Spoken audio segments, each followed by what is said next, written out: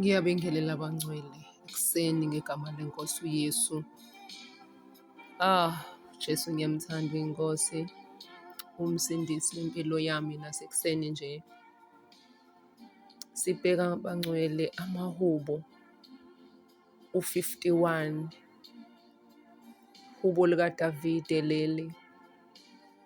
Ngiwumama uhlanga, umntwana kaNkulunkulu ngisindisiwe bangcwele. Jesu yayinceda impilo yami. Into engihlupha kakhulu ekuseni ukuthi Nkosi, yini umntwana wakho uma eza kuwe ezophenduka after enze isono wathatha unkosikazi ka-Uriya uBathsheba, asimuzwa ethi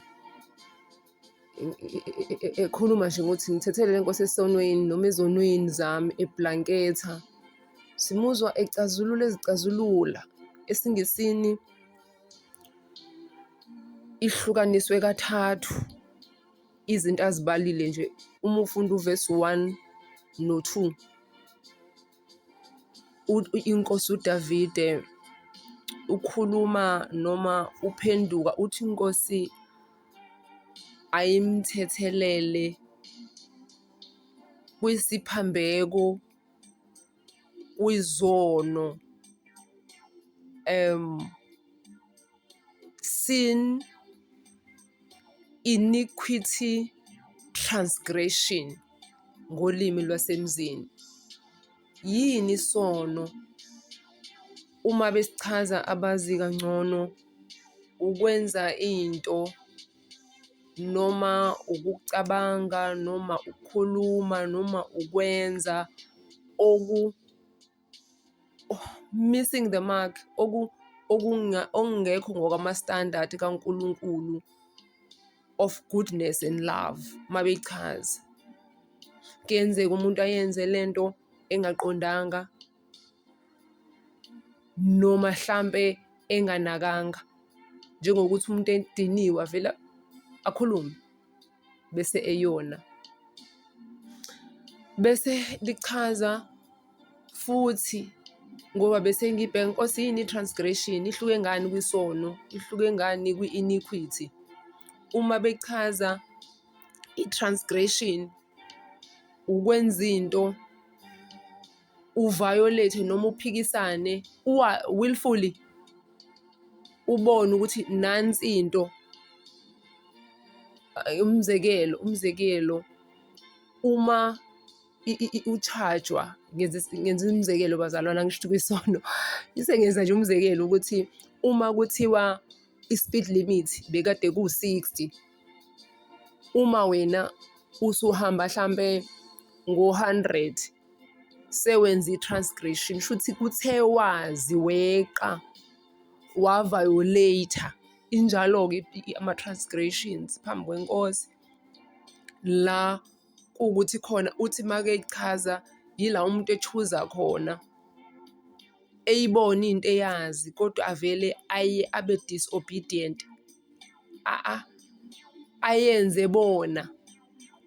Awu Nkosi yami, aribhele noma abreak i-trust. Ama-examples abaze bawasho la hlampe kutholwa khona ukuthi umuntu abreak i-promise umuntu amthandayo, to ama-loved ones, a-transgress, enze kodwa abe azi. Bese kwachazwa i-iniquity. Yini i-iniquity? NgesiNgisi i-perversion, i-twistedness, crookedness. Sebethi uma beyichaza-ke i-condition yenhliziyo. Awu Nkosi yami, umuntu ngokuloku ephindelela enza izinto eziphambene nenkosi, enza izona angarepent, aphindelele. Hawu Nkosi yami, kuze kugcine leyo nto isiyi-state senhliziyo yakhe. Nkosi Jesu.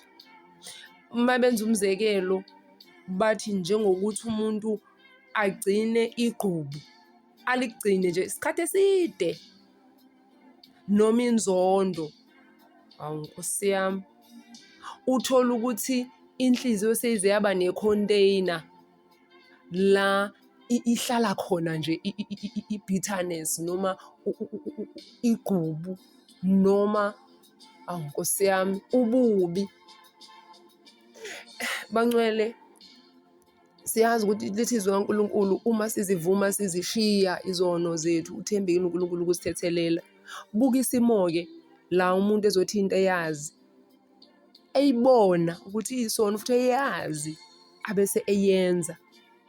Awu Nkosi yami, ingako uDavide simuzwa kuleli hubo ethi dala kimi Nkosi inhliziyo entsha. Yini efuna inhliziyo entsha? Ingoba le uyayibona isize imdaka, isize uma ngathiwa usho ngokumbala, isize lesono lesi esihlulayo lenhliziyo sesize sayenza kwaze kwangathi i-condition yayo. Asithi-ke Nkosi cha, dalentsha. Ingako i-background music sifake la ithi Yesu wena ungumhlobo, umhlobo womphefumulo. Ngiza kuncede, nceda le nhliziyo. Oh my God. Simuzwa futhi ethandaza uDavide ethi Nkosi ungangisuse ebukhoneni bakho. Yini? Ingoba isono siyamsusa umuntu kwi-presence kaNkulunkulu. Siyamshiya esontweni kodwa asuke kwi-presence kaNkulunkulu. Akugcini la bazalwane. Even esekuthiwa uyafa umntwana kaNkulunkulu, isono will take this person out of i-presence yakaNkulunkulu because isona singene paradise. Oh, which is so painful to hear that. Bazalwane, ayive ingozi into yokwenza into repeatedly uloku uyiphindelela uyazi ukuthi iphambene noNkulunkulu. Ungakhali uNkulunkulu ukuthi Nkosi ngisize iyangihlula, uvela umcethe Nkosi nayo inhliziyo dala entsha le iyahluleka. Awu Nkosi yami. Oh my God. Yazi kuze kwavuka kimi ukuthi uma umntwana kaNkulunkulu ephila repeatedly in sin engasiphenduki, uyafana nomuntu oletha ama-sick note njalo emsebenzini. I-HR ugcina ingasanaki. Uyaziwa kuthi kusathiwa nje nayi i-sick note, asathi omunye office nayi i-sick note. Kuthi hawu kokwala kancane ngeyona kasibani. Uyagula futhi bathi abanye oho akaguli lo, uphethwe ibhabhalazi oso. Uthola ukuthi sekuze kwayi-condition yakhe ukuthi nje yena repeatedly akazofika emsebenzini.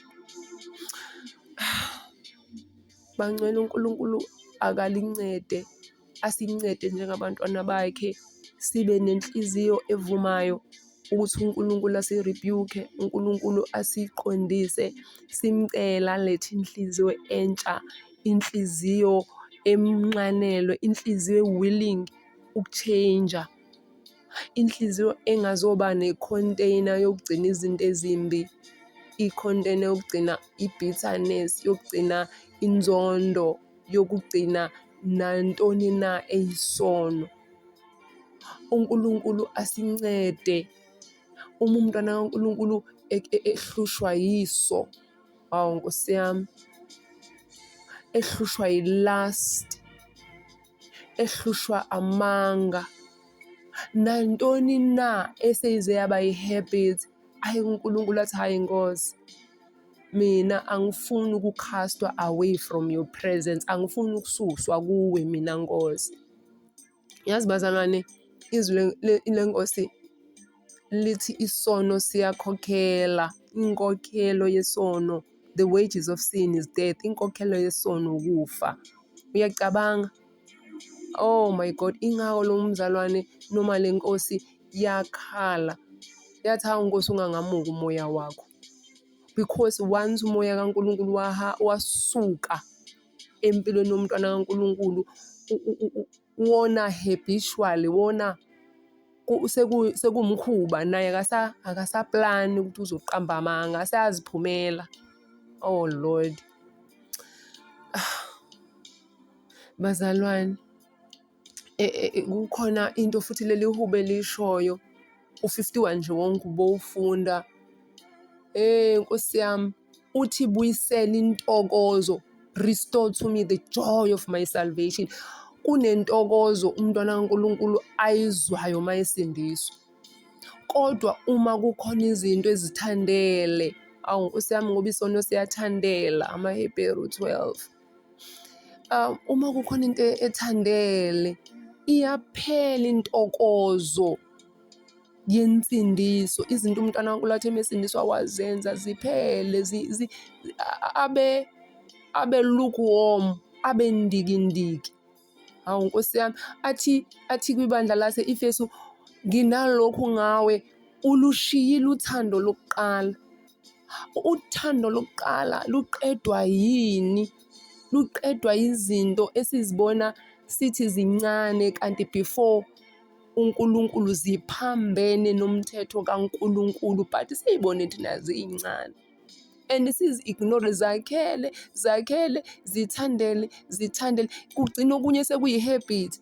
Umuzwa umntwana kaNkulunkulu athi, hayi shame inkosi siyongixolela, lokhu-ke ngizokwenza kanje. Awu Nkosi yami, awu bangcwele. No, besizindla nje ngamahubo 51. Sithe ekuseni, awu Nkosi yami, Yesu wena ungumhlobo wenyaniso. Ngiza kuwe ukuba undincede, uncede le nhliziyo. May the Lord continue bangcwele ukuthi asincede nje usuku nosuku. Kungabi lula nje ukuthi kuphela usuku singayanga. Awusuku lude bazalwane. Sithi inkosi ibheka, sengiqhubekile isikhathi, akukhoni la sengishayise khona. Hawu Nkosi yami, uze athi lapha mechaza isono, athi ukuthi umntwana kaNkulunkulu enakho ahluleke nje ukunikeza umuntu into anayo. Hawu Nkosi yami, alandule kukhona. Yo Nkosi yami, uThixo akasincede bangcwele, siphile in love. Umthetho kaNkulunkulu uphelelisiwe ekutheni thanda uNkulunkulu ngayo yonke inhliziyo yakho, nangayo yonke ingqondo yakho, nangawo wonke umphefumulo wakho. Okunye, uthanda umakhelwane njengoba uyithanda wena. uNkulunkulu anincede kakhulu bangcwele. Amen, amen, amen. Sisasho sithi, nceda le nhliziyo, ngincede. Nceda inhliziyo, iyona uNkulunkulu omele ayiguqule. God bless you bangcwele. With love from umama uZohlangu. God bless you. Amen.